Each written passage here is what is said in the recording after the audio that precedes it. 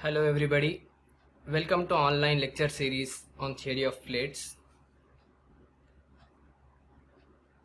Let us quickly see the syllabus for theory of plates. As you can see on your screens, in first unit you have bending of rectangular plates and bending of circular plates. Second unit deals with buckling of plates, and in third unit you have small deflection of laterally loaded plates. In fourth unit you have approximate methods for rectangular plates, and your last unit deals with bending of orthotropic plates. Today we will be starting with our first unit. So when you start with, the first question which comes into your mind is, what is a plate? Plates are flat structural elements which are having thicknesses very less when compared to other two dimensions. Like you can take the example of a slab in buildings, wherein the length and breadth of slab is very large when compared to its thickness. That can be regarded as a plate. Similarly, decks of bridges, then you can see on roads you have manhole covers, those are also your plates. Shear wall is also a type of plate. So you can see the application of plates in other branches of engineering as well, like in airplanes, in submarines, in ships, and many other machine components also you have different types of plates. Let us say this is my plate and this is the thickness of my plate. Okay, now I am dividing the thickness into equal halves by a plane which is parallel to either of the faces. This plane is called as midplane or neutral plane of the plate. Like in beam you have neutral axis, in plates you will be having neutral planes. So the flexural properties of the plate depend greatly on its thickness in comparison with its other dimensions, and the plates may be classified into three major groups. First is thin plates with small deflections, thin plates with large deflections, and thick plates. In our subject theory of plates, we will be dealing with thin plates with small deflections. So different authors give different criteria for definition of these plates into various categories. The ratio of thickness to smaller span length should be less than 1/20 in order for a plate to be classified as a thin plate. So the ratio of span, that is smaller span, let's say the plate is of size A by B, A is your smaller span and thickness is denoted by H. So A by H should be less than or equal to 1/20. A by H should be less than 1/20. If it is less than 1/20, it is classified as thin plate. And also thin plates are again classified into two categories, that is thin plates with small deflections and thin plates with larger deflections. If the deflection of a plate is less than its thickness, then plate will be regarded as thin plate with small deflections, and if the deflection is greater than the thickness of the plate, it can be considered as large deflection. Let us consider a load free plate as shown in this figure. In this figure you have x, y and z coordinates, hence this is a three-dimensional figure, and in my xy plane I am considering one plate, okay, and this plate is having a thickness t. The displacements of this plate in x direction is denoted by u, in y direction is denoted by v, and in z direction it is denoted by w. Now in this plate I am considering a point A. The coordinates of this point A can be written as xa, ya. Now because of lateral loads applied on this plane, deformation takes place in this plate, and this point A which we have considered will have deflection of W as shown in this second figure. Now let us discuss about the fundamental assumptions of classical theory or Kirchhoff's theory for thin plates. This theory is based on geometry of deformations, and the first assumption is there is no deformation in the middle plane of the plate. It means that it remains neutral during bending. So the middle plane of the plane, whichever you are considering, it remains neutral before and after bending also. The second assumption is the plane sections initially normal to the middle surface will remain plane and normal to that surface even after bending. So that can be seen in this second figure. You see here, this is your point A, and this is one section which I am considering normal to middle surface, MN. So before this plate is before bending, even after bending, this is the position of our plate, let's say.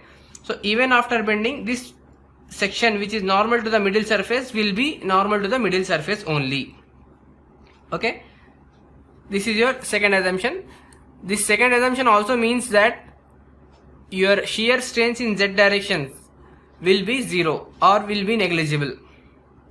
And third assumption is the stress sigma z, which will be normal to the midplane, will be very small when compared to other stress components, and it can be neglected. Right. Let us start by deriving the differential equation for cylindrical bending of plate.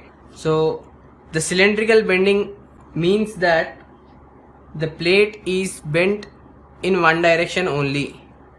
For example, if you assume this to be a plate, it is bent like this. Okay, so this is your cylindrical bending. So this is as shown in this figure. Let us consider a plate of uniform thickness, and let that thickness be equal to h, let's say, and let this xy plane be the middle surface of that plate. Let the width of this plate be L and deflection be W. So in order to analyze this plate, I am considering an elemental strip of unit depth. So this strip can be considered as a bar of rectangular cross section which is having length L and depth H. Now considering this second figure, when I am drawing the figure for deflection of that bar, this is my d theta and this is my radius of curvature. Let from one end at a distance x deflection be W. Okay, and at some other distance dx, this deflection is W plus dW. Similarly, when you are drawing a tangent at W, it is theta, and when you are drawing a tangent at W plus dW, it is theta plus d theta. From this figure, you can denote length ds, length of the arc ds, can be written as minus r into d theta. If this ds is very small, it can be taken as equal to dx. Therefore, if ds is very small, dx equals to minus r into d theta. From this you can write as 1 by r equals minus d theta by dx. We know that slope tan theta or theta, it is given as dw by dx. When you are substituting this value of slope into this equation, 1 by r will be equal to minus d square w by dx square. This equation is for curvature of the deflection curve. Now I am considering this third figure. In this figure, after the plate is bent, I am considering two planes which are bisecting. Now I am considering equilibrium of this plate. Okay, so the dimensions, this is your h by 2 and this is also h by 2. From this plate I am cutting a strip denoted by this blue color, which is at a distance z from neutral axis or neutral plane, and this strip is having thickness dz. Okay, so when you consider equilibrium of that strip, you have sigma x stresses at both ends, and these will be your bending moments M. Now the unit elongation epsilon x of this fiber can be given as epsilon x equals sigma x by from bending moment equation, sigma x by z equals to E by R.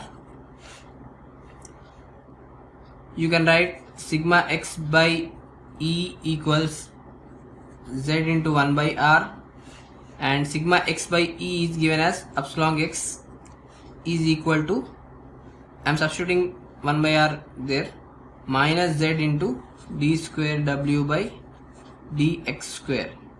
So this is the equation for unit elongation epsilon x of this fiber, which is considered at a distance z from neutral plane. From Hooke's law, the unit elongation in terms of normal stresses sigma x and sigma y can be given as epsilon x equals to sigma x by E minus mu into sigma y by E, right? And epsilon y equals to sigma y by E minus mu into sigma x by E, which is equal to 0. This part is 0 because this equation which we are deriving is for cylindrical bending, and in order to maintain continuity of that plate during bending, this epsilon y should be 0. Okay, so therefore from this relation we get sigma y equals to mu into sigma x, right? So now I am substituting this equation here. Therefore you can write epsilon x equals to sigma x minus mu square sigma x by E. It is again equal to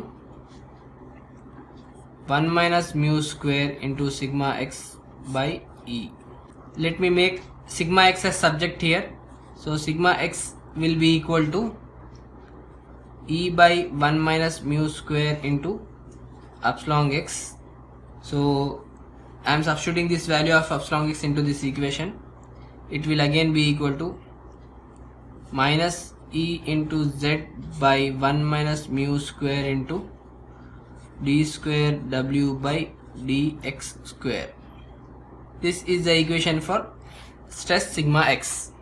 Now bending moment in this elemental strip which we have considered can be given as, this is your strip which you have considered. So the bending moment will be equal to integral from minus h by 2 to h by 2 sigma x into z dz, right? Bending moment m equals integral minus h by 2 to h by 2 sigma x into z dz, that is equal to minus integral minus h by 2 to h by 2 e into z square by 1 minus mu square d square w by dx square dz. So this except z, all other terms are constant here. So when you integrate it, it will be z cube by 3, and substituting the limits h by 2 and minus h by 2, you will get minus e into h cube by 12 into 1 minus mu square into d square w by dx square. I am denoting this whole term by one letter, that is d. So this can now be written as m equals, I'll write it here, d into d square w by dx square equals to minus m, where this d is called as flexural rigidity of the plate.